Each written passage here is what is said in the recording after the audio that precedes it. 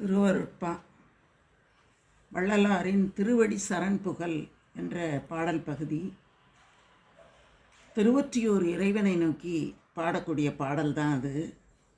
ஓடல் எங்கனும் நமக்கென்ன குறைகான், உற்ற நற்றுணை ஒன்றும் இல்லார் போல், வாடல் நெஞ்சமே வருதி என்னுடனே, மகிழ்ந்து நாம் இருவரும் சென்று மகிழ்வாய் கூடல் நேர் திரு ஒற்றியூர் அகத்து கோயில் மேவி, நம் குடிமுழுதாள தாழ் தலம் தரும் நமது அருள் செல்வத்தந்தையார் அடிச்சரண் புகழாமே என்று சொல்கிறார். நமக்கு எந்த குறையும் இல்லை, எங்கேயும் நாம் ஓட வேண்டாம், நமக்கு நத்துணை இல்லார் போல நினைத்து மனமே நீ வாடாதே, என்னுடனே மகிழ்ந்து வா, நாம் இருவரும் சென்று ஒற்றியூரிலே இருக்கக்கூடிய எம்முடைய தந்தையாராகிய சிவபெருமானை சென்று அவருடைய தாழ் தளம் தரக்கூடிய அந்த தாள்களை பற்றி அருள் என்ற செல்வத்தை பெற்று அவருடைய அடியை சரண் புகலாம் என்று தன்னுடைய மனதை அழைப்பது போல இந்த பாடல் அமைக்கப்பட்டுள்ளது.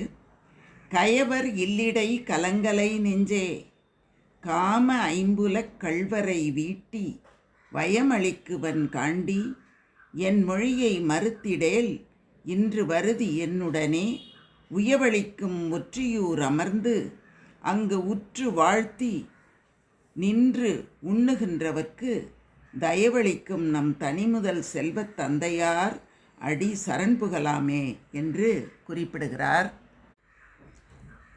திருவொற்றியூரிலே எழுந்தருளி இருக்கக்கூடிய நம்முடைய தந்தையாரானவர் நம்மை காப்பார், கவலைப்படாதே மனமே. கயவர்கள் இருக்கக்கூடிய உடலாக இந்த உடல் இருக்கிறது. 5 புலன்கள் என்று சொல்லக்கூடிய கள்வர்கள் இந்த உடலுக்குள்ளே புகுந்து துன்பம் கொடுத்து கொண்டிருக்கிறார்கள் என்று கலங்கி விடாதே, நான் உன்னை காத்திடுவேன் என்று இறைவன் அழைக்கிறார்.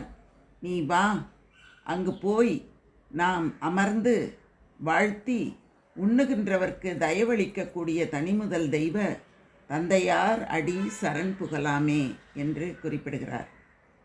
அடுத்து, விடம்கொள் கண்ணினார் அடி விழுந்த ஐயோ வெட்கினாய், இந்த விதி உனக்கு ஏனோ மடங்கொள் நெஞ்சமே, நினக்கு இன்று நல்ல வாழ்வு வந்தது வருதி என்னுடனே, இடம்கொள் பாரிடை நமக்கினி ஒப்பார் யார் கண்டாய், ஒன்றும் என்னலை கமலத்தடங்கொள் ஒற்றியூர் அமர்ந்த நம் செல்வத்தந்தையார் அடி சரண் புகழாமே என்று அடுத்த பாடலில் தன்னுடைய மனதுக்கு கூறுகிறார் வள்ளலார்.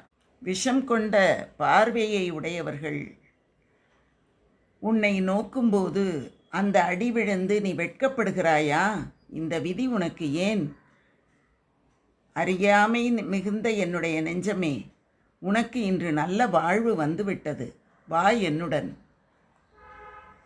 நாம் அங்கு ஒப்பார் யார் இருக்கிறார் என்று எண்ணக்கூடிய ஒற்றியூரிலே அமர்ந்திருக்கக்கூடிய நம் தந்தையாரிடம் சென்று அவருடைய திருவடிகளை சரண் புகுந்தால் நமக்கு இனி ஒப்பார் யார் கண்டாய் என்று சொல்லக்கூடிய அளவுக்கு நம்முடைய வாழ்வு சீர்பெறும் என்று தன் மனதை அழைக்கிறார்.